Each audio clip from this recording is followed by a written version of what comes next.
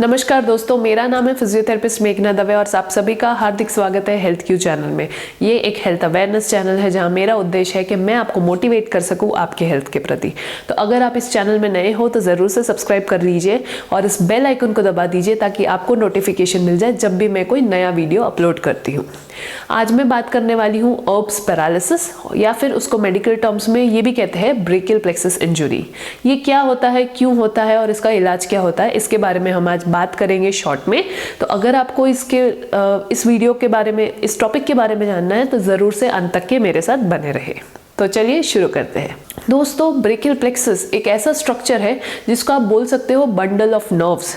सारी नसें जब एक बंच की तरह बन के हमारे आर्मपिट में जब वहाँ पे रहती है तब उस एरिया को ब्रेकियल प्लेक्सस कहा जाता है। ये सारी नसों में बेसिकली जो ऊपर की भाग का जो बंच होता है नसों का, जहाँ पे इंजरी होती है उस समय जो पैरालिसिस होता है उसको बेसिकली अर्ब्स पाल्सी कहते हैं।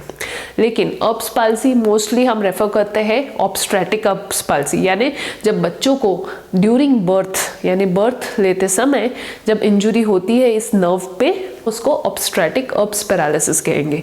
लेकिन जब बड़ों में गिरने के वजह से, एक्सीडेंट की वजह से, कई बार मारा पीटी होती है उसके वजह से, तब अगर यहाँ पे आर्मपिट में इंजरी हुई है, आर्मपिट के इस नस पे इंजरी हुई है, तब उसको एक्वायर्ड ब्रेकियल प्लेक्सस इंजरी का नाम दिया जाता है। एक्वायर्ड ब्रेकियल प्लेक्सस इंजरी हो या फिर अर्ब्स पाल्सी हो, बेसिकली इसके वजह से पैरालिसिस हो जाता है एक हाथ में, और आपका वो हाथ कुछ इस तरीके से दिखेगा। आप देख सकते हो ये मेरा नॉर्मल हाथ है, और ये अगर आपका अर्ब्स पाल्सी हुआ है तो आपका हाथ कुछ इस तरीके से रहेगा। ये इसलिए होता है क्योंकि कमज़ोरी आ जाती है कुछ मसल ग्रुप्स में।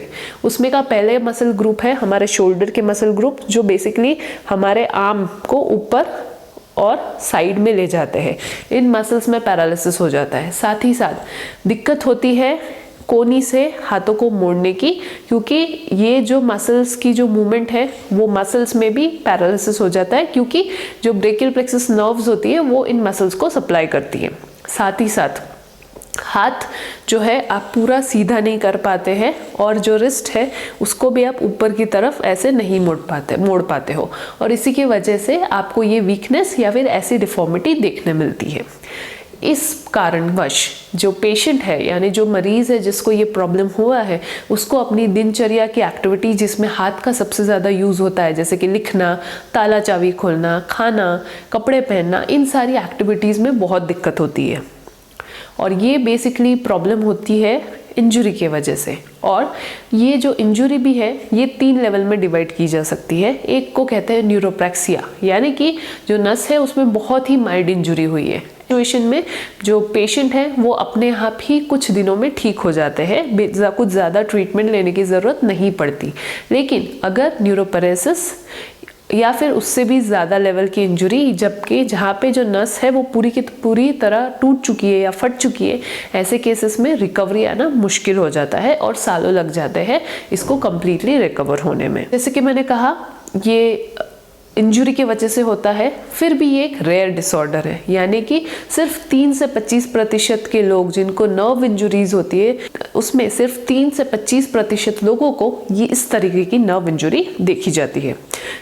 उन लोगों को इस तरीके डिपेंड होता है कितने लेवल पे ये नर्व इंजरी हुई है, यानी कि नस पे कितना डैमेज हुआ है, और उसके अकॉर्डिंग आपको ये हाथ में जो वीकनेस है वो भी देखने मिलेंगी। अब जैसे कि मैंने कहा कि इसका जो कारण है बड़ों में वो गिरना, लगना या फिर कोई चोट लगने की वजह से या किसी की मार के वजह से होता है। लेकिन बच्चों में ये बेसिकली होता है तब जब बच्चा जब जन्म ले रहा है तो जो गर्दन है और जो कंधा है ये दोनों अपोजिट डायरेक्शन में जब खिंच जाते हैं तब ये इंजरी हो सकती है। उसके साथ ही साथ अगर बच्चे का बर्थ ब्रीच प्रेजेंटेशन में हुआ है, यानी कि जब बर्थ के दौरान सर नीचे ना होके पैर नीचे की तरफ रहते हैं, ऐसे दौरान भी बच्चे को इस तरीके की इंजरी होने के बहुत ज़्यादा चांसेस रहते हैं।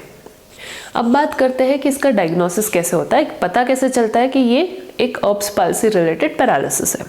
तो मोस्टली अगर बच्चों की बात करें तो जैसे जैसे बच्चा ग्रो करेगा, बढ़ेगा, तब पेरेंट्स को ये नोटिस होता है कि एक जो हाथ है ये कम चल रहा है या इसमें कुछ वीकनेस पेरेंट्स नोटिस करते हैं। और कई बार रेगुलर एग्जामिनेशन के लिए जब पेरेंट्स बच्चों को लेके जाते हैं तब डॉक्टर्स के ऑब्जर्वेशन में ये आता है कि एक हाथ जो है इसमें एक्टिविटी कम है कंपेयर टू दूसरा हाथ, तब जाके ये सस्पेक्ट किया जाता है कि अर्ब्स पाल्सी बच्चे को हो सकता है। तो जब बड़ों की बात करते हैं तो बड़ों में तो ये एक ऑब्वियस इंजरी हो जाती है, तो पता लग जाता है कि कोई इंजरी के बाद इस तरीके का पैरालिसिस हुआ है, और तभी जब वो एग्जामिनेशन के लिए जाते हैं तब उन्हें ये इस बात का पता लगता है कि उनको अर्ब्स पाल्सी हुआ है।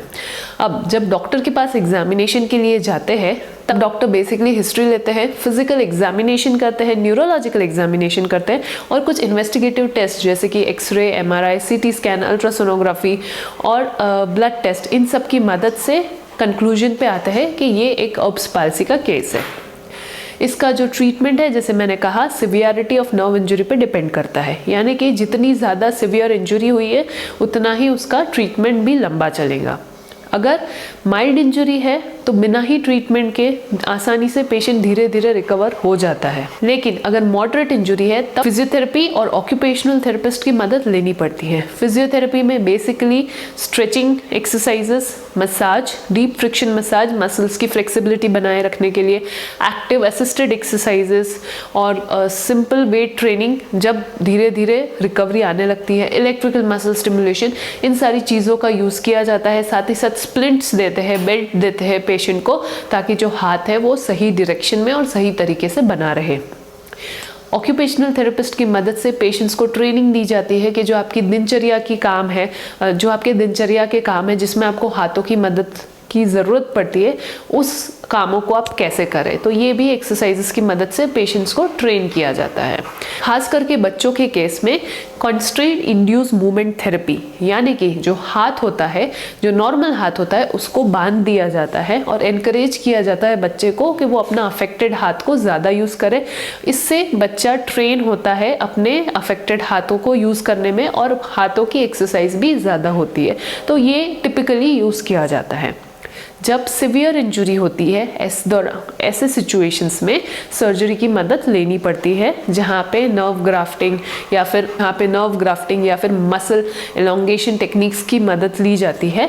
और सर्जरीज के बाद भी रिहैबिलिटेशन यानी रिहैबिलिटेशन एक्सरसाइजेस, जिसमें पेशेंट को फिर से ट्रेन किया जाता है हाथों का इस्तेमाल करने में और ट्रेन किया जाता है एक्सरसाइजेस में, जिससे मसल्स की ताकत बढ़ सके। ये कंटिन्यूस प्रोसेस रहता है। एक्सरसाइजेस की मदद से और सर्जरी की मदद से कोशिश ये होती है कि पेशेंट के जो हाथ के जो फंक्शंस है उसको मैक्सिमम वापस लाया जाए। लेकिन जैसे मैंने कहा, अगर ये सिवियर इंजरी है जहाँ पे नर्व कंप्लीटली ब्रेकडाउन हो गई है तो शायद आपको थोड़ी सी डिस्क्रिपेंसी देखने मिल सकती है। दोस्तों, ये था एक ब्रीफ अबाउट अर्ब्स पाल्सी। अगले हफ्ते के वीडियो में मैं आपको एक्सरसाइजेस डिमॉन्स्ट्रेट करके बताऊंगी जो आप घर पे कर सकते हो अगर आपको अर्ब्स पाल्सी की प्रॉब्लम है तो। इसीलिए बने रहिए मेरे साथ हेल्थ क्यू चैनल में, सब्सक्राइब कर लीजिए, बेल आइकन को दबा दीजिए ताकि आपको पता चले कि जब भी मैं कोई नया वीडियो अपलोड कर रही हूँ। और हाँ, मैं बुधवार और शुक्रवार को भी वीडियो अपलोड करती हूँ वेलनेस के रिलेटेड और मसल्स और जॉइंट रिलेटेड प्रॉब्लम्स के बारे में मैं वीडियोज़ बनाती हूँ, तो ज़रूर से इस चैनल को सब्सक्राइब करना ना भूलें। आशा करती हूँ आपको आज का ये वीडियो अच्छा लगा। अगर हाँ तो ज़रूर से लाइक कीजिए, शेयर कीजिए, सब्सक्राइब कीजिए। मिलती हूँ आपको अगले हफ्ते। धन्यवाद।